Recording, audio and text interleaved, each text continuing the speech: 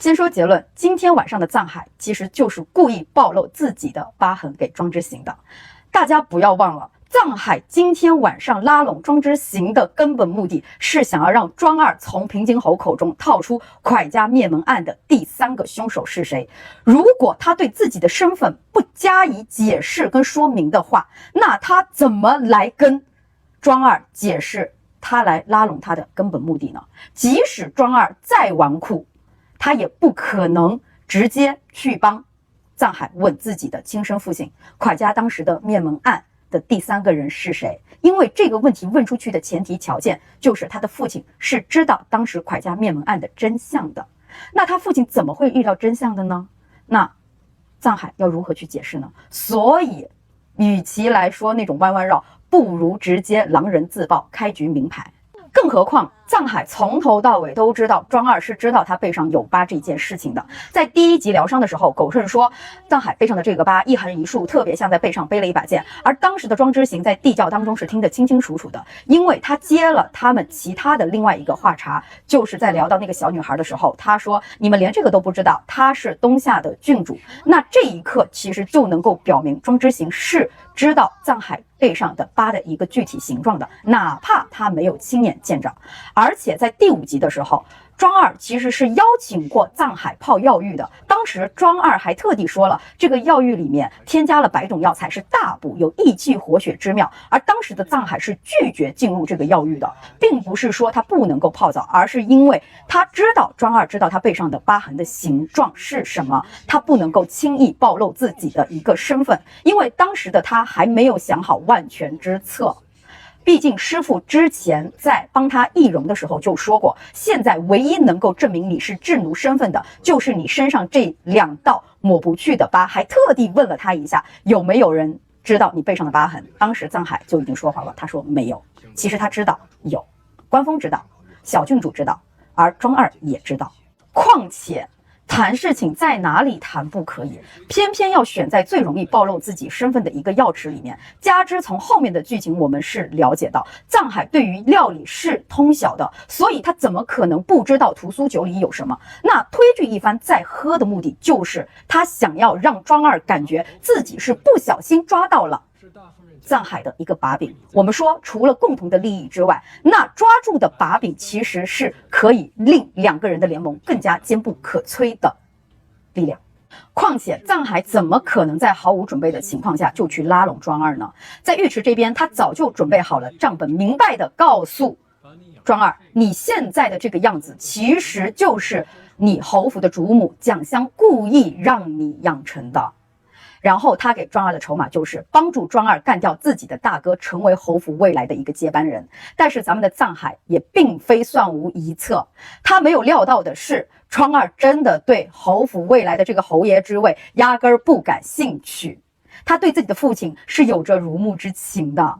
这是其一。其二，他是压根儿从来都没有想到过庄二原来是知晓当时蒯家的灭门凶手之一是自己的父亲的。所以说这2点打的藏海是措手不及的。紧接着藏海在被识破身份，然后得到了1天内要离开京城的这个期限之后，他立刻找到了自己的高明师傅，在师傅面前表现得非常的焦急，也跟师傅承认了自己的一个轻敌。为什么要承认自己的一个轻敌呢？毕竟他要去圆自己说过的谎。第一个谎就是他小时候说没有人知道自己背上的这个疤。第二，他在来到京城之后，第1次接触庄二的时候，就跟自己的师傅说，庄二其实就是一个真正的纨绔。那这2个谎如果不圆过去的话，那高明师傅肯定会对藏海起疑心的。所以他先跟师傅说自己轻敌了，太过于大意了，没有想到庄二这么聪明。为什么要表现得那么的焦急？就是他想要借由高明师傅和铁面人的力量去调查庄二身上有没有其他的突破口。为什么不是自己查出来的？先不说藏海现在还没有完全取得平津侯的一个信任，你们想想看，平津侯府上面有哪一个下人敢随意的去提及侯府的一个秘辛呢？更何况藏海刚当上平津侯侯府的幕僚没多久哦，哪怕他是长史，我想也没有哪一个胆子大到不顾自己的性命告诉他这些我们说属于要说了就要掉脑袋的秘辛吧。所以他只能借助铁面人这边的力量去查。果不其然，让他得知了平津侯当时在入京之后就被收了兵权，不得不去借助蒋襄背后他爹的力量，在京城站稳脚跟。而恰巧的就是蒋襄当时有一个侍女被赶出了侯府，而从侍女那边他们又得知了庄二和他母亲被平津侯厌弃的一个原因。原来一切都是蒋襄做局，陷害庄二的母亲是与他人有染，这也很好的印证了为什么当天晚上到了陵园之后，他就打开了手上的青铜匣的一个机关，因为藏海没有把握蒋襄陷害自己的母亲，让自己和母亲被厌弃的这一件事情是否能够打动庄二跟自己联盟，所以说他做了2手准备。如果能够打动庄二跟自己联盟，那是更好不过了；如果打动不了，那庄二的结局就只能是死。但是上苍送了一个他的大大的一个惊喜，就是让他得知了庄二母亲不但被陷害不解，而且他的死也是人故意为之的。所以他立刻收起了青铜匣，开启了自己的 Plan B。第2天的祭祀，他故意插入毒花，让庄二亲眼见证蒋襄跟平津侯看到此花时的真实反应。而晚上，他也早早的准备好了装备，去帮庄二挖坟，从根本上再一次去印证自己所言非虚。而庄二这一边在得知所有的真相之后，也是彻彻底底的恨上了自己的亲爹。我们且不说他的母亲是被蒋襄毒死的，他的亲爹竟然默许了这一个行为，并且自己的母亲在死后并且没有得到我们说一个侯府妇人应该有的丧葬待遇，而这一切都燃起了庄二浓浓的一个复仇的心念，而就此2个人的联盟达成了。要知道，藏海的复仇是一定要杀了平津侯的。如果庄二跟平津侯没有仇怨的话，他永远都不可能帮助外人去对付自己的亲爹。所以这一步，藏海真的是有自己的智谋，同时也犹如天助。还有一个大家疑虑比较多的就是藏海是不是在跟高明师傅演戏？我跟你们讲，他其实就是在演戏的。大家认为他没有演戏，是觉得当时他走在路上，发觉后面有人跟踪，所以就拐到小路上去了。你们不要忘了有一个前提，就是在这个京城是没有人知道他有师傅的，也更没有人知道他的师傅就在那个书店里面做账房先生。所以打消跟踪之人的疑虑的最好的方法就是走到书店买一本书出来就回去。那为什么非要多此一举绕到别的路上去呢？我昨天的视频里面就说过，他那天在路上溜达就是故意的，他就想看一看威胁自己给自己毒酒的人到底是谁。所以他一直都是在跟高明师傅试探演戏，用信息来换取自己想要的信息的。咱们的藏海每一步都在以身入局，虽然做不到算无一策，但也真的是至多近妖了。他的设局能力和临场反应能力真的是太绝了，我这边真的替铁面人捏了一把汗。他以为他花了10年时间锻造的是一把听话的刀，殊不知却恰恰好给了乾隆一个腾飞的机会。而这边有关于铁面人的身份，我结合着剧情和场外的信息得到的结论，应该就是咱们的赵秉文赵大人，而咱们的八公子不出意料，应该就是他的女儿。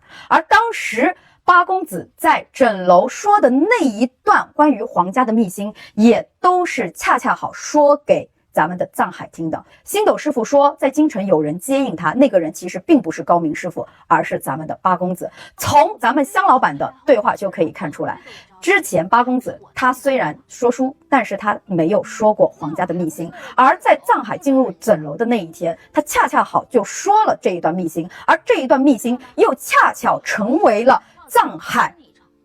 接近平津侯的一个契机。八公子应该才是在京城接应他的那个人，而场外信息是从人物的判词可以看出来的。咱们的赵大人当时的官宣是石秉文，而咱们的八公子官宣是石童儿。再看他们2个人的衬言和判词，由此得知，他们2个人应该是父女关系。咱们的赵大人的有一句判词是秉念安邦筹策深，文韬难辨藏机心，而这句话的意思是他所有的一切筹谋都是为了帮助皇帝巩固江山社稷，但是除此之外，他在这一些里面还藏了自己的一些小私心，再加上他户部的一个身份和内阁次辅的一个身份，其实跟平津侯不相上下。他能知道魁喜的这个消息，我觉得不足为奇。